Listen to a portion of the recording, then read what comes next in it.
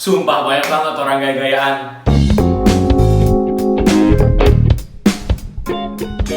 Oke, jadi di video kali ini aku pengen bahas fenomena yang terjadi sekarang. Mungkin kalian juga ngerasain fenomena ini di sekitar kalian. Fenomena ini terjadi karena pengaruh dari perkembangan zaman dan sosial media. Tahu nggak kira-kira fenomena apa?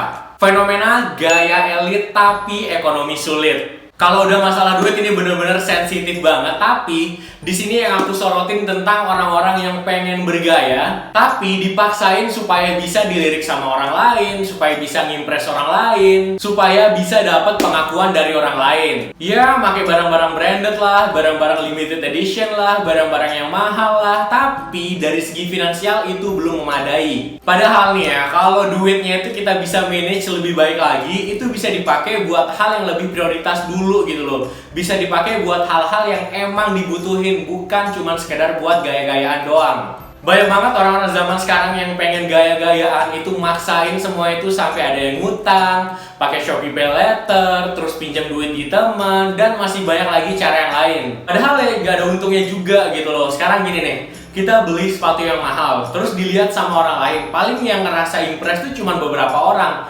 tapi setelahnya kayak ya udah biasa aja gitu. Gaya-gayaan kredit mobil mahal, cuman buat pamer doang. Ujung-ujungnya pusing mikirin setoran buat kredit dan biaya perawatan mobilnya. Gaya-gayaan beli iPhone 13 cuman buat pamer doang, tapi ujung-ujungnya cuma dipakai buat nelpon, SMS, fotoan, nggak ada ngehasilin apa-apa. Yang malahan setiap tahunnya itu harganya makin turun. Gaya-gayaan nongkrong di tempat yang mahal, makan makanan sampai ratusan ribu cuman buat post di story Instagram doang. Sampai rumah bingung lagi nih mikirin gimana dapat duitnya lagi. Rajin staycation atau enggak liburan di tempat yang mahal-mahal, tapi lihat kondisi rumahnya masih kecil atau bahkan ada yang masih ngontrak.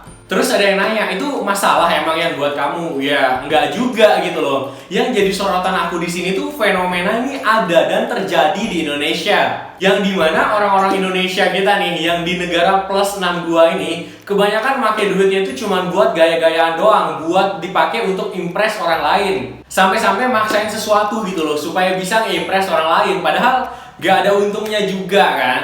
Padahal nih ya, duitnya itu bisa dipakai buat hal yang lebih prioritas lagi, hal yang lebih dibutuhin lagi, daripada cuma buat gaya-gayaan doang gitu loh. Misalkan kita beli sepatu harga 1 juta, tapi sepatu yang harga 1 juta tuh ternyata bisa dipakai buat kita makan 30 hari misal. Terus staycation, pergi liburan ke sana kemari, duitnya misalkan ada 5 juta, ternyata duit 5 juta itu bisa dipakai untuk dana pensiun kita nanti. Beli iPhone 13 yang harganya belasan atau puluhan juta gitu, duitnya itu bisa kita simpan, bisa buat kita tabung untuk biaya anak kita sekolah nanti. Padahal banyak kegunaan dari duit-duit tadi, bukan cuma sekedar buat gaya-gayaan doang. Tapi ya begitulah Indonesia. Mungkin itu aja cerita aku hari ini, sampai ketemu di cerita selanjutnya. Kira-kira cerita apa nih enaknya? Tulis di kolom komentar. Oke, see you!